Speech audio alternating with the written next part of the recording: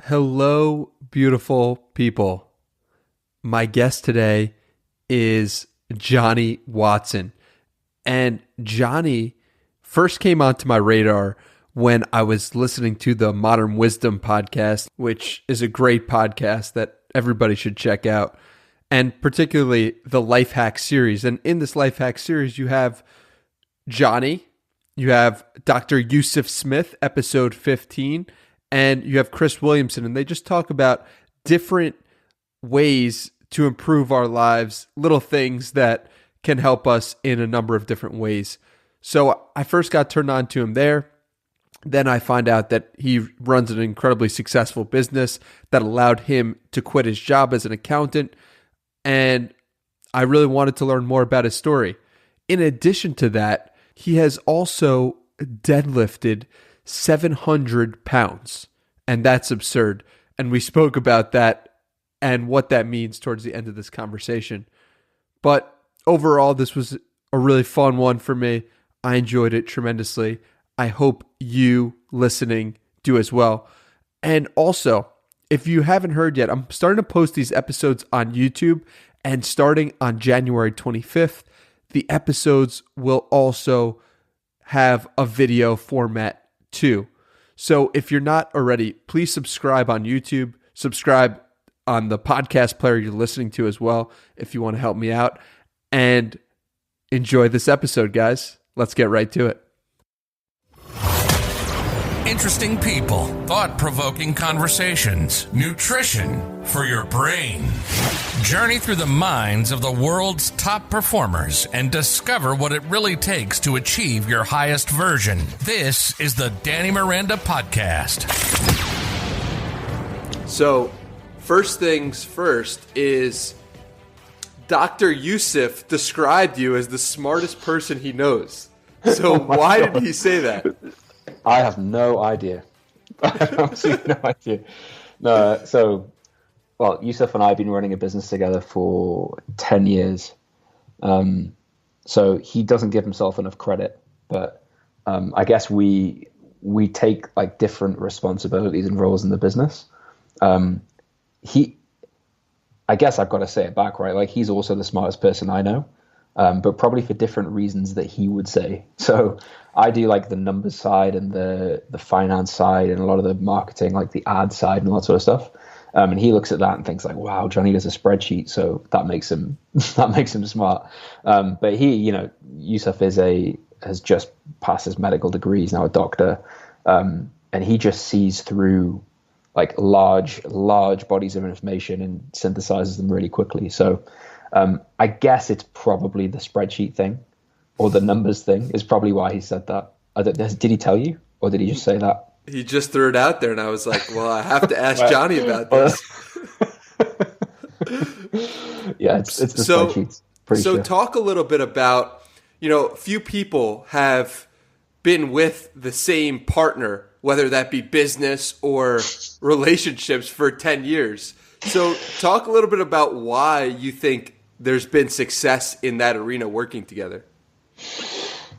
Yeah, that's a great question. I think business partnerships are a tough one because business is like, I think the conversation that Yusuf and I had when we left 9-to-5 employment and started working for ourselves is it's like, if you're an employee, like, and there's a storm at sea, you're like 200 meters below the sea. Like, you may be aware that there's a storm at the surface, but you don't actually experience any of it. I realize it's a bit of an obscure analogy, but when you're the owner and there's a storm at sea, like, you are on the waves on the surface. So it can be a really like emotional up and down a lot of the time, and I think it brings out people's the most raw form of emotion because it's about like finances and like your reputation and all these sorts of things get like put on the line. So it is actually, I guess, like, I've never really thought about it like that, but yeah, it is quite surprising that we've worked together for as long as we have.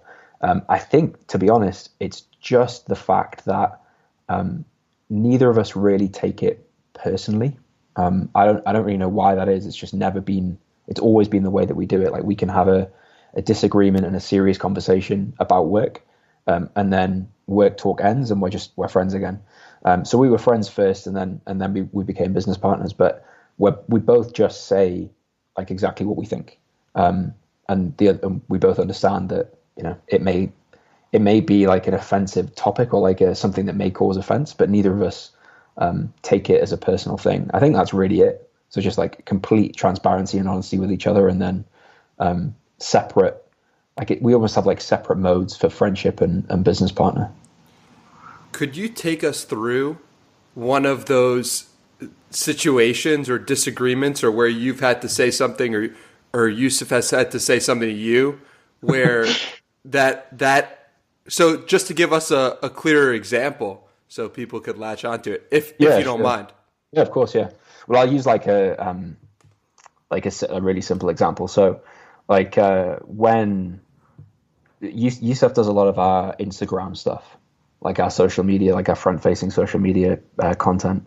And there's a few things he's posted which have been a bit like, I don't know.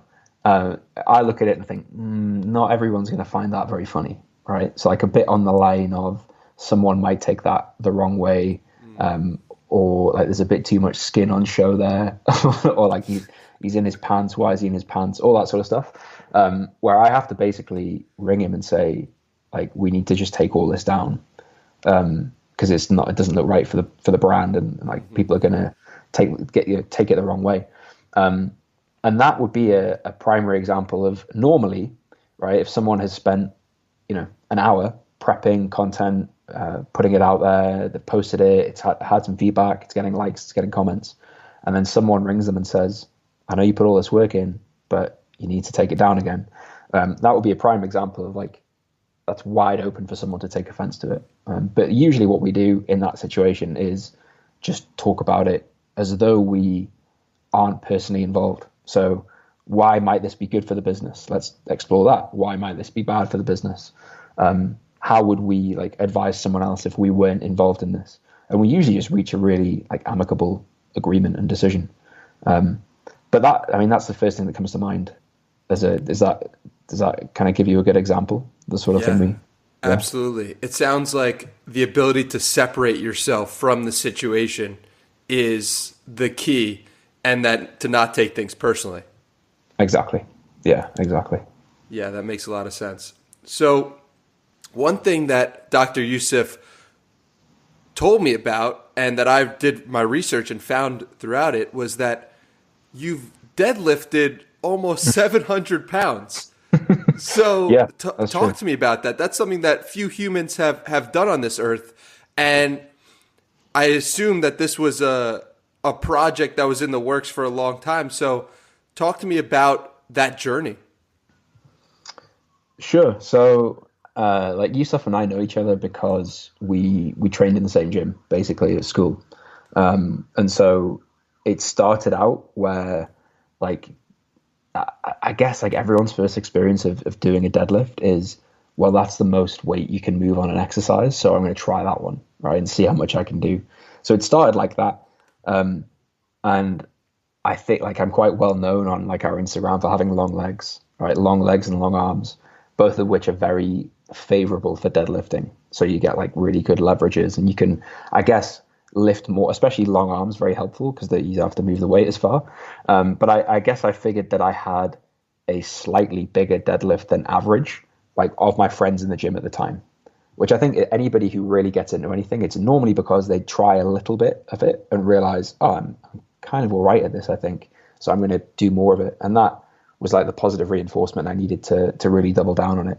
But I think it basically took my entire training career to get my deadlift to those numbers.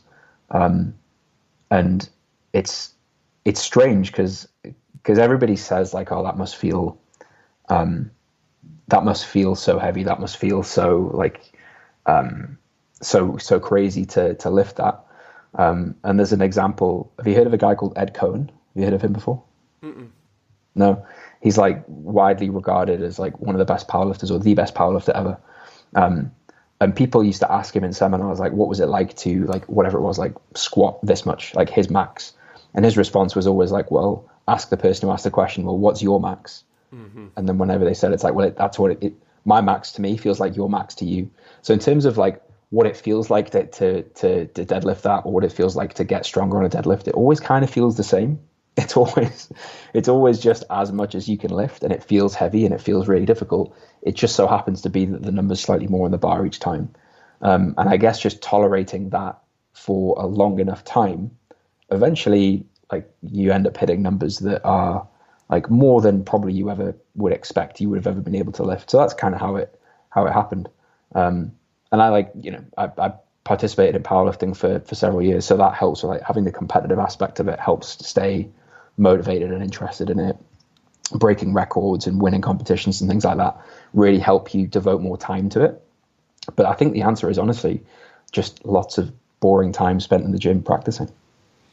It's so interesting because when you go and lift weights and then it's difficult, right?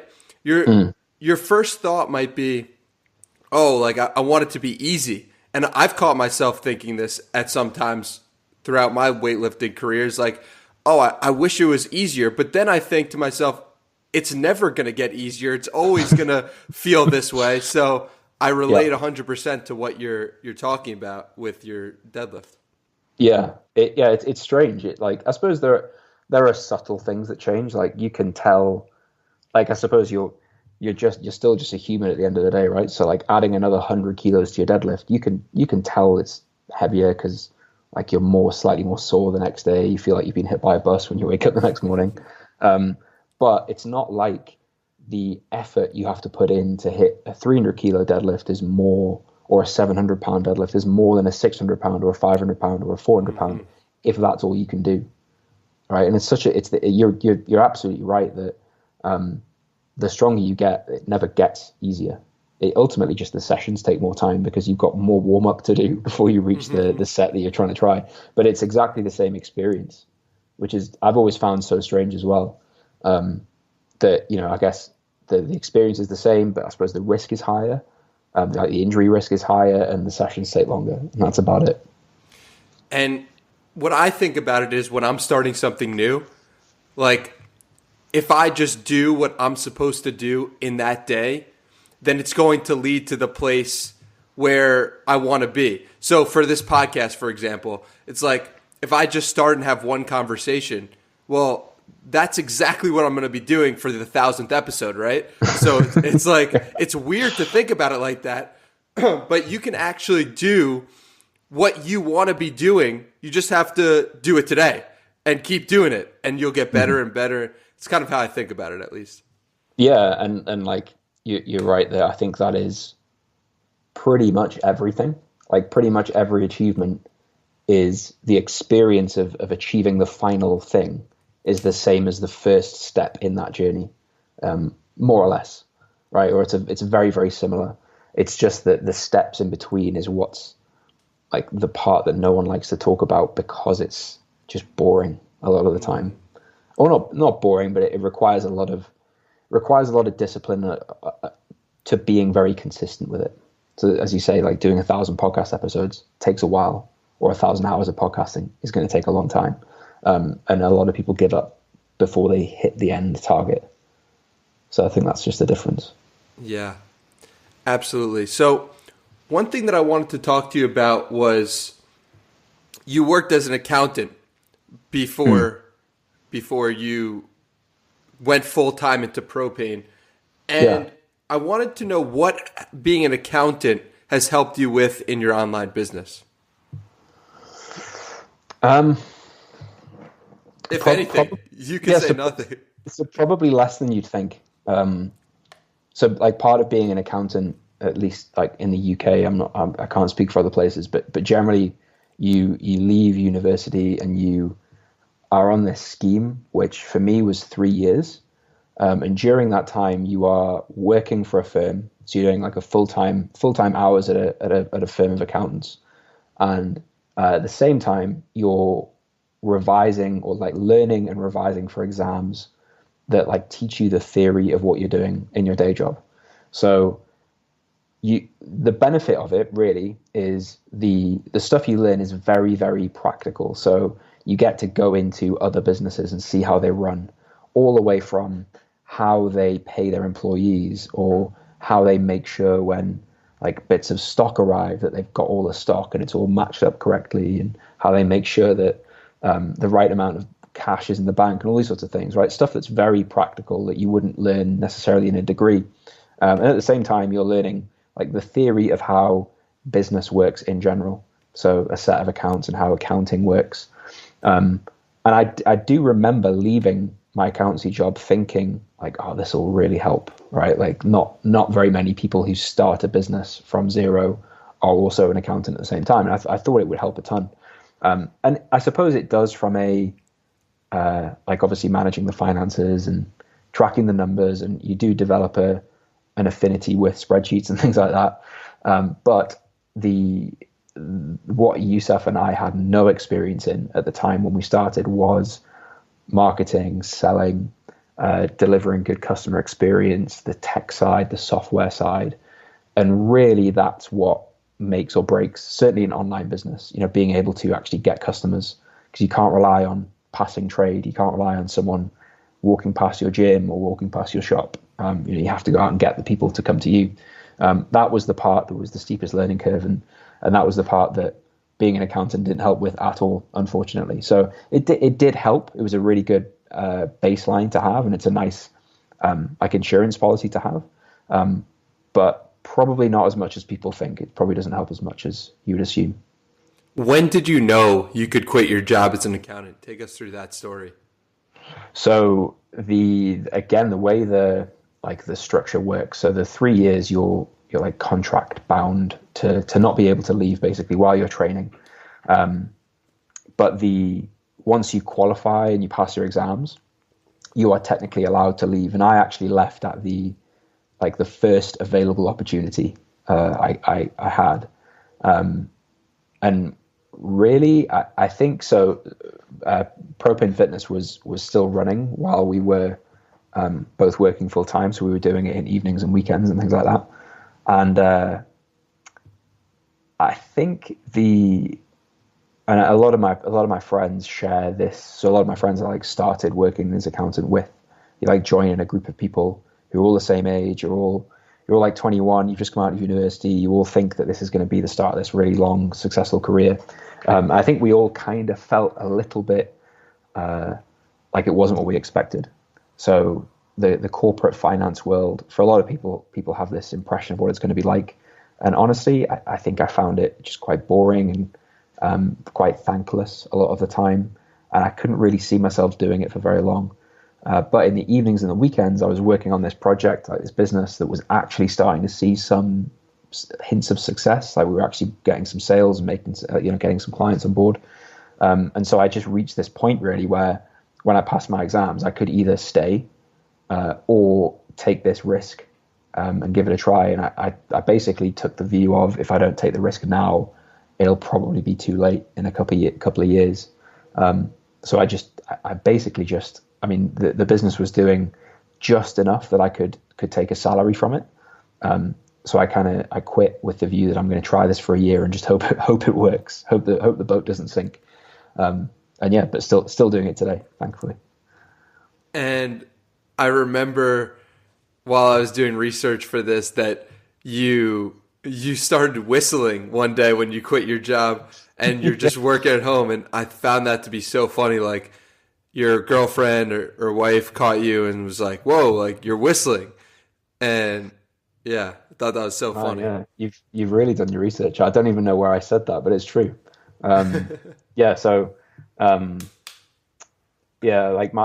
worked at the same, I met my girlfriend at the accountancy firm. So we were both accountants, and she knew how much I didn't like it. So she used to experience me every morning, getting up and I don't want to go. I can't be bothered. And yeah, the first morning, not quite the first morning, in the first couple of weeks, just waking up feeling excited to work, which was a really weird thing. I was whistling, which is such a stereotype, whistling on the way to work. But yeah, it was a big shift, immediately a big shift. Just because I think you, when you are doing something that you genuinely enjoy, it just doesn't really feel like work, which again is another cliche. But it is just the easiest way to like shift your happiness, I think. You spend so much time doing it, right? You spend so much time at work or working on something. If you don't like it, stopping doing that is an easy way to change how you feel. Absolutely. And so I actually found that through one of the life hacks that you've done. Got it. So talk to me about some of your favorite life hacks. And it's a broad question, but I'm curious, what's your favorite life hack that comes to mind? Wow. I mean, there's been so many. So we've been doing the life hacks thing. Sorry, go ahead. Yeah, no, I was just going to give you some time to think about it. For those who don't know, Life Hacks is the series on modern wisdom that Jonny and Dr. Yusuf and Chris Williamson do, and they publish this on the Modern Wisdom podcast. You could also find it on PropaneFitness. But yeah, carry on.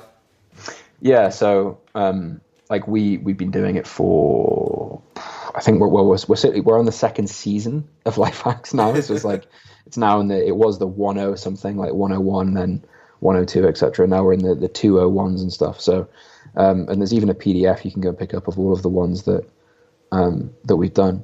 But I guess the premise of it is just things that have like an asymmetric reward. So it's a simple thing that you can do, a hack, I guess, that we just found over time has really, really helped. So a lot of the ones that I mentioned that I like still look back on, when I look back at the list of them and think, yeah, wow, that's really had an impact.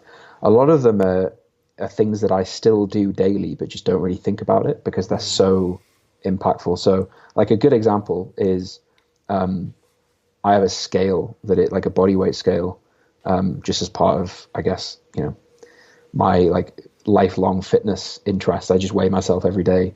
It's part of the process that we teach at PropaneFitness. I have a scale that is just a Wi-Fi scale that connects to like over Wi-Fi and logs my weight automatically, so I don't have to do that. Like I know that sounds so simple, but prior to that, it was every morning, like step on the scale, try and like blearily eyed, try and remember the number, go to my phone, try and write down, I've forgotten, go back and weigh myself again. So like if I were to add up the amount of hours I've spent over, I think I've had those scales since 2012 and they're still the same ones. So the number of hours I've spent of weighing myself every day, huge. So that's one of them. Let me see. So another one would be a soda stream.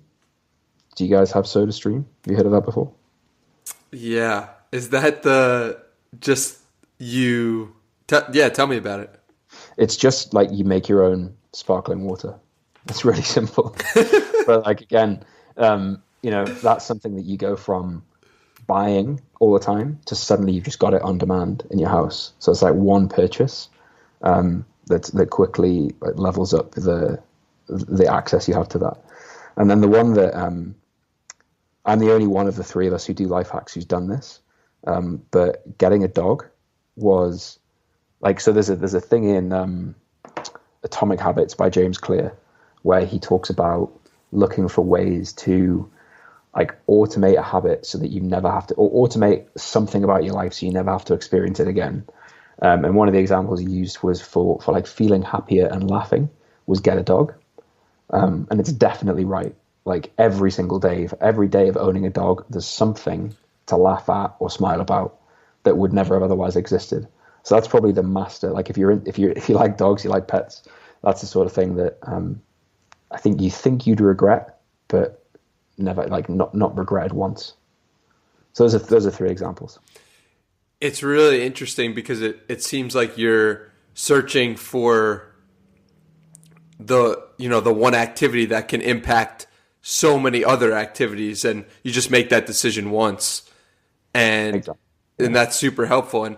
And one thing that I feel from my perspective that it looks like you do is that you don't go on social media often. I see your posts on, and correct me if I'm wrong, but I see your obviously YouTube videos, but then it's like, I don't believe you have a Twitter presence or Instagram. It feels like Yusuf does that. So is that correct? And if that's correct, talk a little bit about why that is.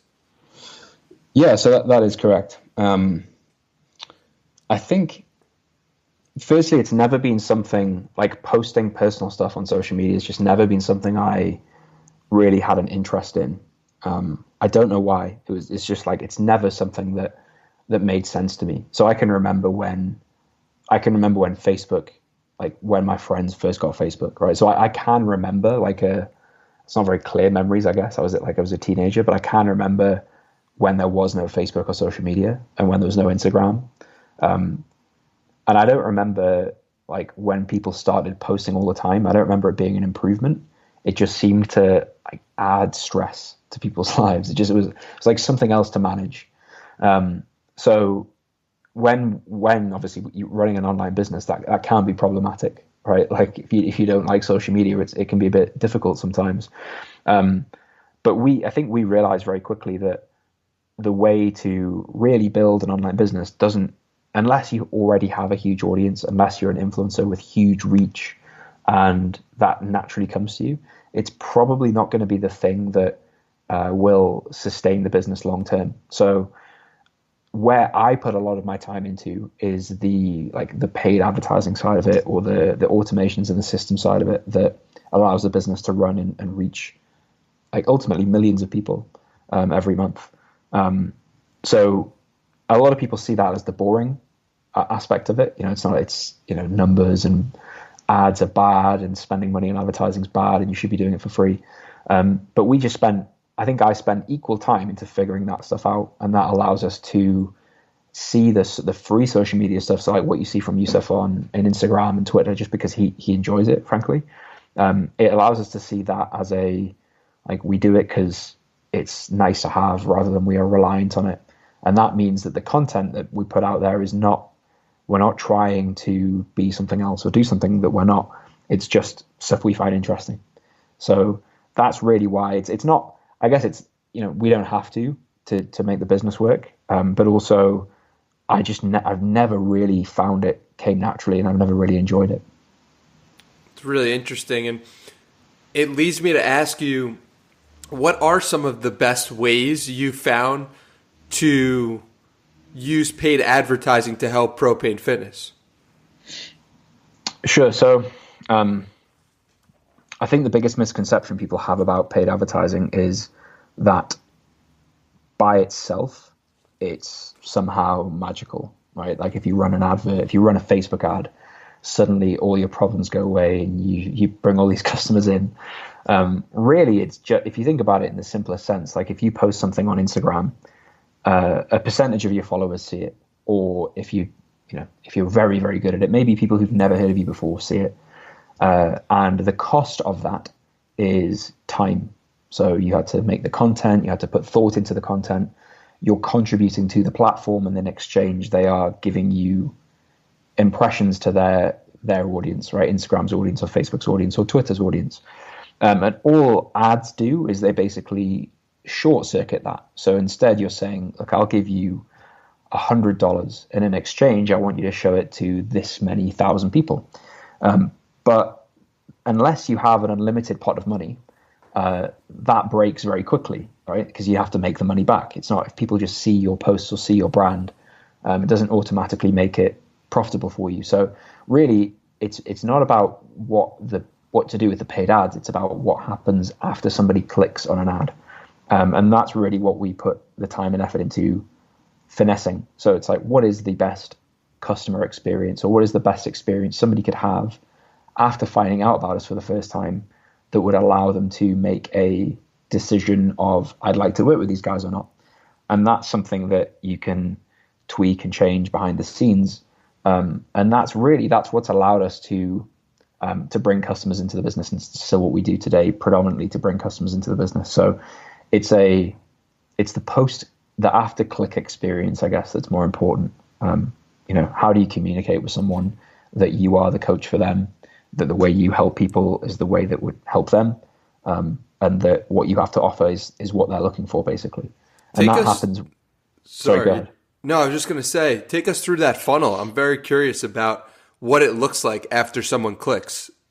Sure. So I guess like what we teach right now we do like business mentoring and fitness coaching. So we mentor personal trainers on the business side of what we do, just because I guess we've been doing it for so long and it started by people asking us for it.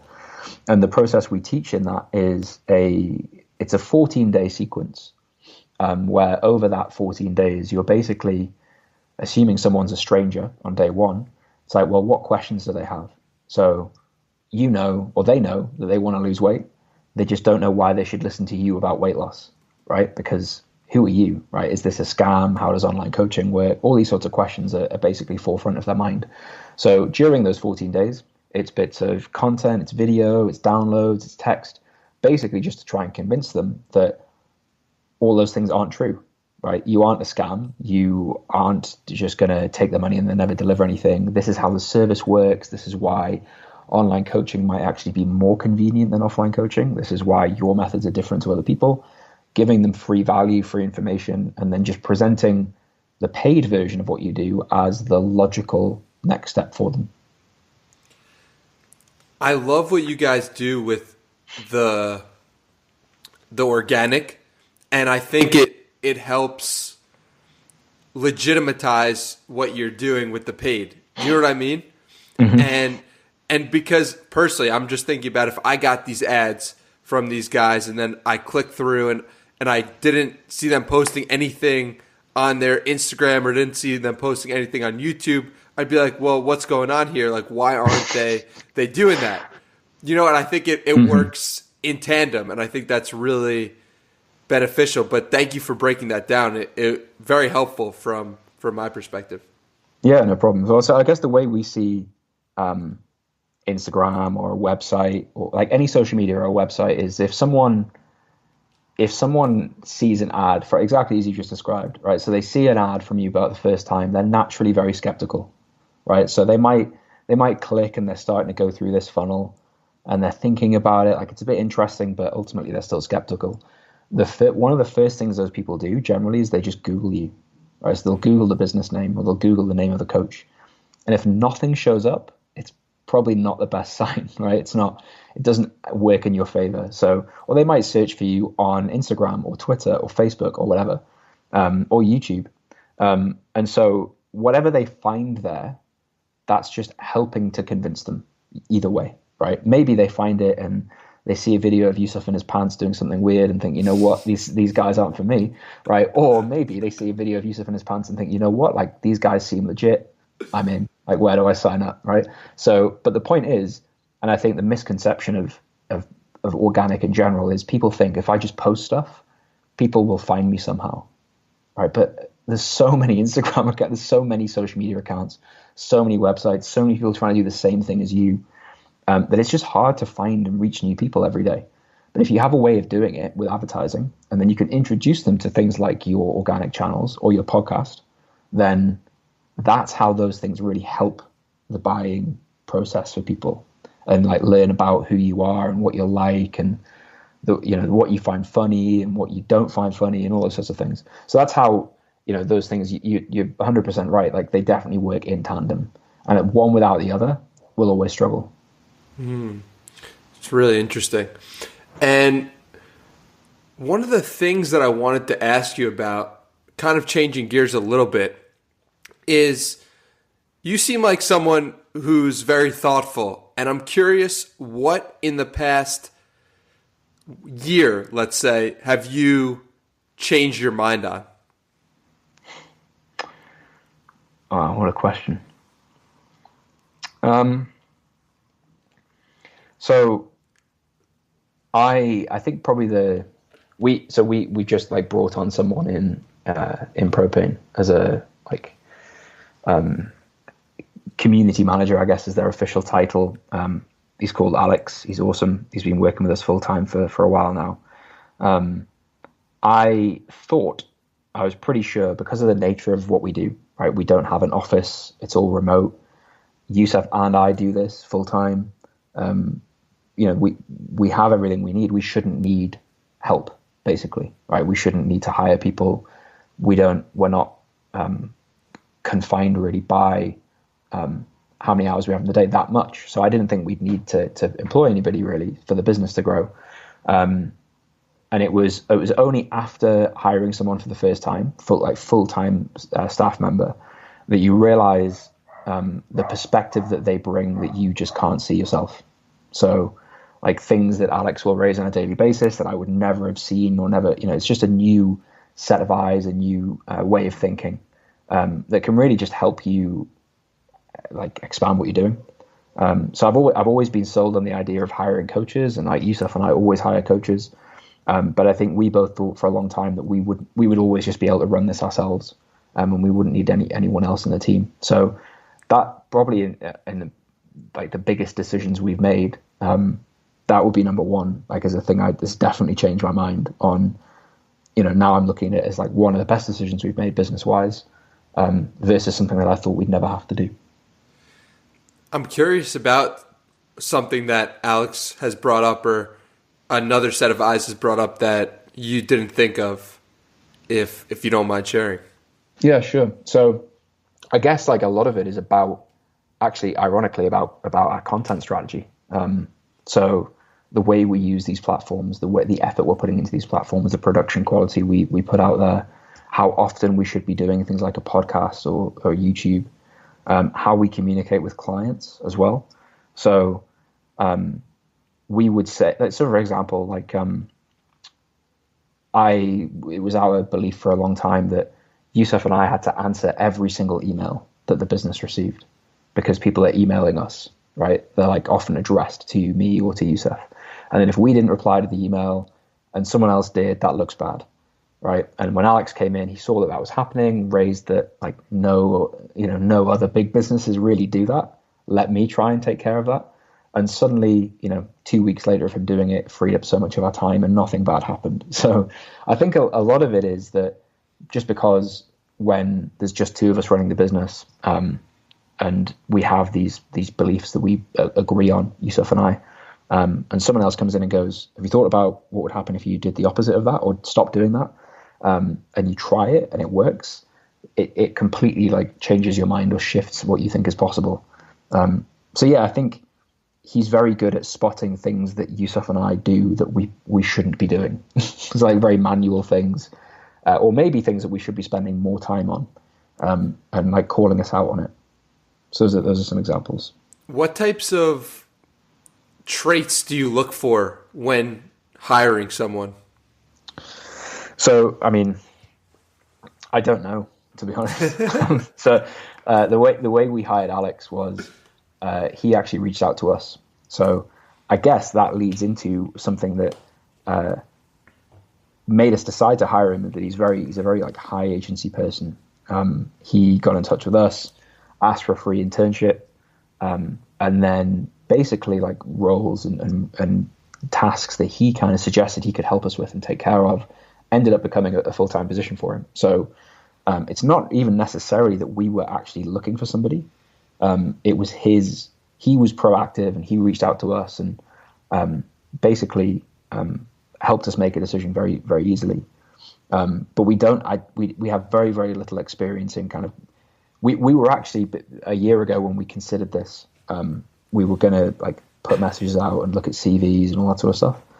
But I don't know. I wish I did. I wish I knew the answer to that. But I guess high agency and like taking the lead on things was important to us.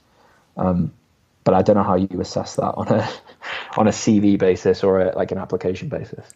For those who don't know, just talk a little bit about what high agency is. I guess just the simplest way of describing it would be, someone who, if they have a question or they're stuck on something, they'll like try and find the answer out themselves first. They kind of take a lot of responsibility for things. They put work in on their own before asking for help, or will ensure that work is complete and not blame other people, that sort of thing. So obviously in Alex's case, like it's not like we advertised and then he reached out to us. He was like, oh, I'd quite like to work for this kind of business. So I follow Jonny and Yusuf. How can I help them, or how can I reach out and see if I can assist them? I'll do it for free. I'll do it for a while for free before anything comes of it. Versus just kind of waiting for something to happen and then responding to it. It's like finding your own path and crafting it rather than reacting. Yeah, and it's interesting because you see this in a lot of business owners, and a lot of business owners are upset sometimes that their employees aren't high agency, right? And it's like, how can you take someone who is an employee and let them and have them care about your business as much as you care about it? And I think the answer to that is to hire high agency people. Yeah, and I suppose that the challenge with that is a high agency person has a higher propensity to be entrepreneurial themselves, right, rather than work for somebody else. So yeah, it is difficult, and I think getting somebody who truly cares about the business you run more than their own interests even is very challenging. And I definitely don't feel like I'm the person who to answer any questions on that, really. But certainly what we've seen, I suppose, and we've had people work with us and for us in the past. And generally when we do bring on people into the business, short term or long term, it's from our like customer base or existing like followers and that sort of thing, just because they're already pretty bought into what we do anyway. They know why they want to work with us or why they don't want to work with us, and that, I guess, creates a bit more agency in the role because they kind of know why it matters as well. It's not just, I'm being asked to do this and I don't want to do it. It's like, I'm being asked to do this and this is going to help the brand in this way, and I can see how this fits into like the longer term. But yeah, it's tough. So switching gears a little bit is a topic that I want to talk to you about, which is meditation. And the reason why I bring it up is because I was watching a video from Yusuf the other day, and he mentioned that you didn't believe in meditation. Then he had you try it for 30 minutes and 30 minutes every day for 10 days and get back to him. And you got back to him and you said, whoa, this really makes a huge difference. Talk a little bit about why I guess you thought it didn't work, and if you're still doing it, if that was an old video, I'm not sure, you recorded a while ago or whatever. Talk to me a little bit about that. Yeah, so I think probably quite a lot of people these days got into meditation through Headspace. So I did like I think it's called Take 10. It was like 10 days, 10 minutes a day for 10 days. It was free, all on this iOS app. And the idea was there was some science about 100 minutes of meditation was supposed to change your brain for the better. So did that. And, the first 3-4 days of doing it, you sit down for 10 minutes and your mind just wanders all over the place and you're just sitting and thinking with your eyes closed for 10 minutes, basically. And I just didn't really feel anything from it. And so because of that, struggled to form a habit out of it. And so I tried the James Clear habit formation approach of, make it really easy. So I'll do a minute a day and make that consistent. Then I'll do 2 minutes a day and 3 minutes a day. And I was on that journey when basically the story that Yusuf tells in that video started, where I came up to him and I was like I'm doing like 4 minutes 30 meditation every morning, and I just can't tell. And Yusuf's done a lot of meditation. I don't know what his total hours are, but he's done retreats and been doing it a long time. And that was his response. It was like, just do, you have to do a certain amount before you see anything. You wouldn't expect to do one press up a day and see any difference. So I did that. I tried that, and I did definitely see a change. And I think, like, I do still meditate. So like I meditated today, I meditated the day before, I still meditate every day as often as I can, I suppose. I think the benefit I get from it is I guess like I feel like I have space between a situation and my reaction to it. So things, I think they feel like they happen a bit slower rather than just being swept away in thoughts and emotions all the time. I've never had a spiritual experience or anything like that. But I can definitely say on days when I meditate, I feel calmer and more focused on days than on days when I don't. And so as a trade-off of like, you could spend 30 minutes in the morning doing this and feel like this all day, it seems like a fair trade for me. So I keep doing it. But yeah, nice. that's where I'm at with it. It's so fascinating because I meditate every day, and last Sunday I didn't meditate, and I just got behind on what I was doing and just I didn't do it. And at the end of the day, my mom was talking to me and was like, "Why are you telling me what to do today? Like, what's going on?" And I was like, "What is she talking about?" And then I realized, oh my God, I never meditated today. And it was that moment of like, holy shit, like it matters. It matters a lot. And it's really interesting because I don't know how I must have been a really moody person before meditating. My mom's definitely listening to this and nodding her head. But it's like, it's really fascinating when you take someone who hasn't meditated and then tell them to sit with their thoughts for 20 minutes or 30 minutes. Like Yusuf said, it seems like a practical joke the world is playing on you. Definitely. But then it changes your brain chemistry, it changes who you are. So yeah, it's really cool. For sure. I mean, the practical joke thing was something that I remember saying to Yusuf, like, have you ever thought, what if this is all wrong and you don't get anything out of it, and we're all just sat with our eyes closed for hundreds of hours and it's all just a big joke. But I think and this is something I got from Yusuf as well, that I think when you're meditating, if you meditate daily, you don't necessarily really get anything directly out of it until you stop and realize what it's like to not do it. Mm-hmm. And like it's the contrast without it more than with it. It's not. I think people think of meditation and they imagine monks, sat chanting on a cushion. But actually, it's when you stop meditating and experience what it was like before you started meditating. You're like, right, okay, that's why I need to make it a priority.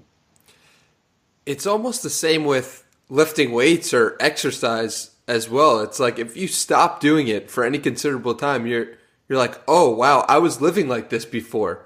So it's really interesting how that translates to another area as well. Definitely, yeah. So you said, in switching gears here again, is like you've said in a recent video of yours that 90% of business books are useless.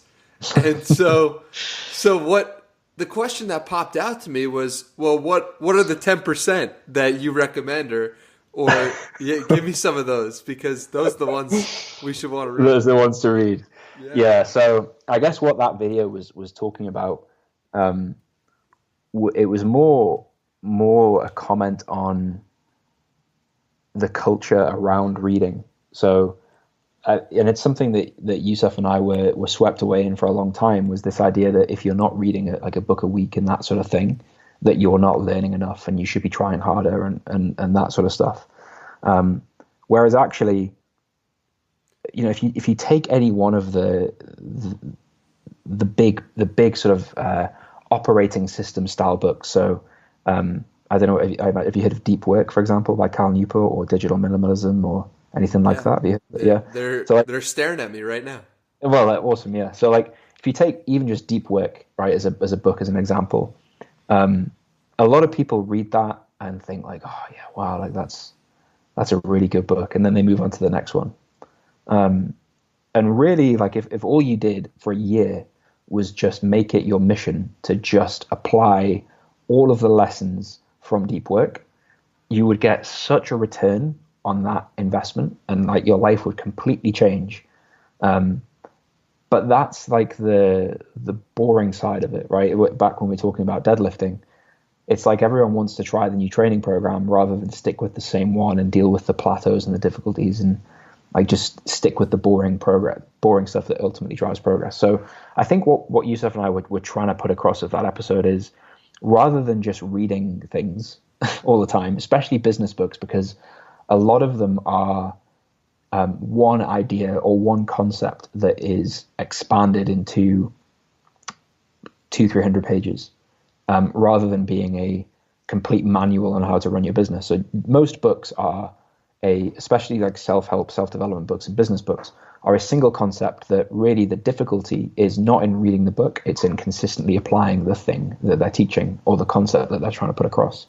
And so our experience was always that we'd read all these books, but like digital minimalism, I'd still look at my phone all the time, or I'd still be distracted when I was working, or Atomic Habits, I still had all these habits, or my environment wasn't set up right. And then with all the business books, the tendency is you read one and you then read the next one and the next one and the next one, and your business is exactly the same, or the way you're operating your business is exactly the same.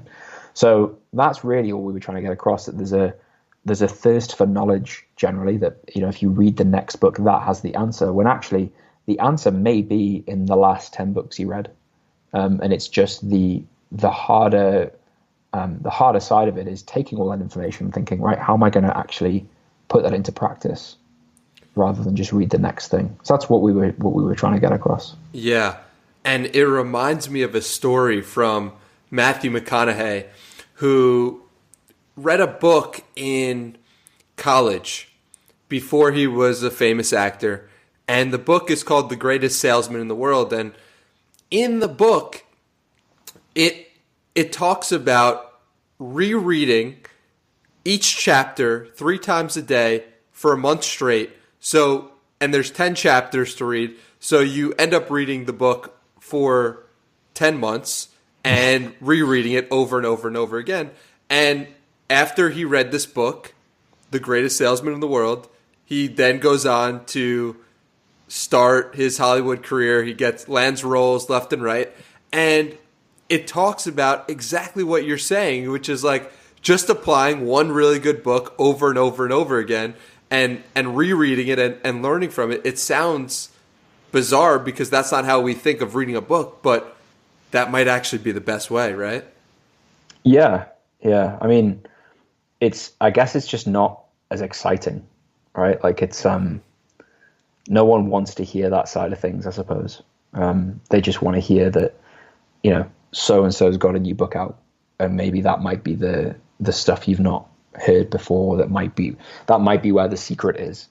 And there's an example that I think it might even be in that episode that Yusuf talks about, just linking back to meditation, where he was saying, he went on this meditation retreat, and the teacher in the meditation retreat just kept saying to people that the only thing you need to worry about is focusing on the end of your nose, just the sensation on the end of your nose, and that is it. Everything else is just a story and a narrative that you're believing as to why that's difficult. And Yusuf was saying he knows that, but he still read so many other books and listened to audiobooks and trainings and courses about how to meditate, and he wishes he just spent that time meditating instead, right? Because there's nothing else to know really aside from this is how you meditate, and the rest of it is just time spent practicing that simple thing. And I just think from our experience, so many things are that. So many things are, there's a few like key habits that are often quite difficult and hard to stay consistent with. And the answer to achieving the thing you're trying to achieve is to just do that daily, rather than look for the next thing the next book or the next course, whatever, that might have the answer. So yeah, that I suppose is, we did that episode because a lot of clients will ask us like, what book should I read next, right? Or what books are you guys reading now? And that's like the answer we always want to give, basically, is that actually it might even be rereading the last 5 books you read rather than reading something new. I really like that idea, and I also like what the problem personally in the past was. I heard that advice and I stopped reading, and I didn't realize personally that I just enjoy reading for reading's sake. Do you know what I mean? And you mentioned this in the video, and I think it's important to underscore and highlight is like, if you're the type of person that enjoys reading, or you enjoy an activity like purely for its own sake, just keep doing it, right? I like hearing new ideas. I like thinking about why this idea works and why this idea doesn't. And I'm not necessarily trying to get anything out of a book.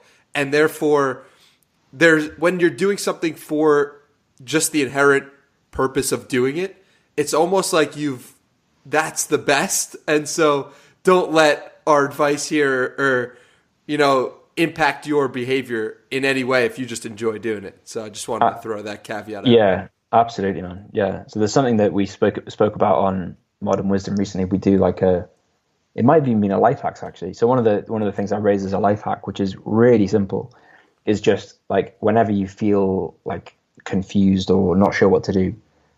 So for example, you sat here thinking, these guys are saying I shouldn't be reading, but I love reading. All right. You just ask yourself the simple question of like, what is the goal here? Like, what am I actually trying to do? So why am I reading? Right. And that's the same with like Netflix, right? Why am I watching Netflix? Why am I watching a film? Why am I doing this thing that maybe the standard advice is that's a waste of time? Like if the answer is, I just like it and I'm doing it because I enjoy it and I want to feel like I enjoy watching this, or I want to watch something I like, or I want to read something I like, then that's a good use of time. Right. Mm-hmm. And it's, I suppose one of the only things that doesn't ever really match that criteria is scrolling social media. Right. So very, very few people scroll social media because they just love scrolling social media. Right. I mean, I suppose that exists, but most people like who are, reading a lot or listening to audiobooks, listening to podcasts, they're doing it because they get direct enjoyment out of that. And that's the goal. It's in this example, if someone's doing it because the goal is to try and find the secret or grow my business or build muscle or lose fat or learn to meditate or whatever, usually the answer is in something you already know, right? Like, what is the goal? Well, I want to meditate more. It's like, right, well, is the answer in the book or is the answer to just go and meditate? But you're dead right that if the answer is, well, I like reading, and the goal is to read something I enjoy, then, it's just a simple way of kind of removing the noise from the decision, or like making things very easy to make a decision on. And to go back to meditation, I feel as if I am more in touch with what I actually enjoy from meditating. And I'm less likely to hear someone's perspective on a podcast or hear someone's video and be like, oh, I should do that because they said so. And more likely to say, okay, what do I say about this? And have some level of trust in my own gut and my own instinct and my own wants and desires. And I think with so many inputs thrown at us all day, every day, it can be easy to be like, oh, I like doing that because I want to do that because someone else said to do that. But if you really get in touch with yourself and what you want and spend time with yourself, you get to propel your own interests and your own desires and really think about what those things are and just do them more often. Definitely. Yeah. So before we wrap this baby up, I wanted to ask you if you could give some wisdom to the listeners of the Danny Miranda podcast. I know you've spent time alone in your business. You've had multiple podcasts on the Modern Wisdom podcast, multiple episodes. So drop some wisdom for us, for the listeners of this episode. Just on anything?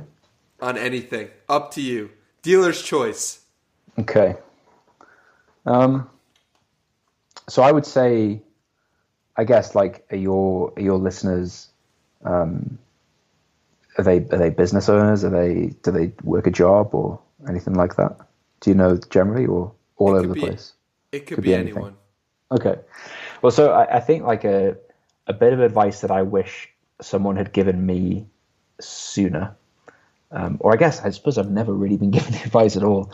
A bit of advice I wish I'd been given was just that if you are, well, in fact, you know what? I think it is in a video by a guy called Alan Watts, I believe, where he basically says, like, if you are really passionate about something, and again, I know that's a cliche, but if you're really passionate about something, or you have a really deep level of interest in something, like starting a podcast or starting your own business or starting a YouTube channel or whatever it is, and you have a level of interest that is you feel is like exceptional, right? That you love spending time doing that thing.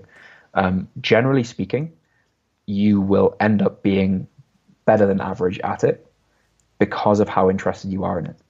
And that also tends to mean that at some point down the line, if you're consistent with it, you may well be able to charge a fee or earn an income, earn a living doing that thing. Which, for most people, if they're asked a question like, what would you do if money was no object? Or if you won the lottery, like, how would you spend your time? The answer that people give, they tend to justify as to why they're not doing it, normally with, oh, but I would never be able to make an income doing that.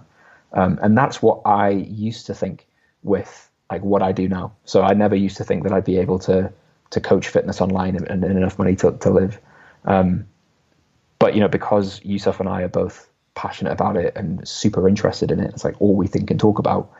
It ends up being, we end up, sustaining the boredom, I guess, that other people would give up with long enough to be able to do it for a living.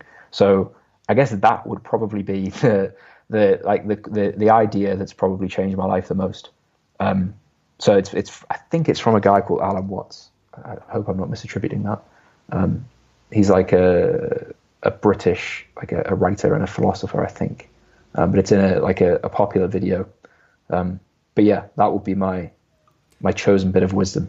I love it, man, and it's very important, and I'm super grateful that you came on the show today and that you took the time out of your day. Where can people find you on the internet? So I am one part of the two-headed beast that is PropaneFitness. So PropaneFitness.com or propane-business.com is the best way to get in touch with either Yusuf or myself. So the business side of things is if you are a coach, an expert, personal trainer specifically, and you're looking to just digitize what you do and move online. If you're interested in losing fat, building muscle, deadlifting 300 kilos, then propanefitness.com is the place to go. Awesome. And thank you so much for your time. If you guys enjoyed this episode, you'll also likely enjoy the episode with Yusuf. I believe that's episode 15 or 16. You could check that out on the podcast. So thank you again, Jonny, so much for joining us. And thanks for having me, man. Yeah, I hope you have a great day. Beautiful people, we are back. I hope you enjoyed this conversation with Jonny Watson. If you did, let me know on Twitter @HeyDannyMiranda is the best place to give me feedback for this episode. And that's all for today, folks. I had a wonderful time giving you this episode. I hope you had a wonderful time listening. I'll see you guys in the next one. Peace.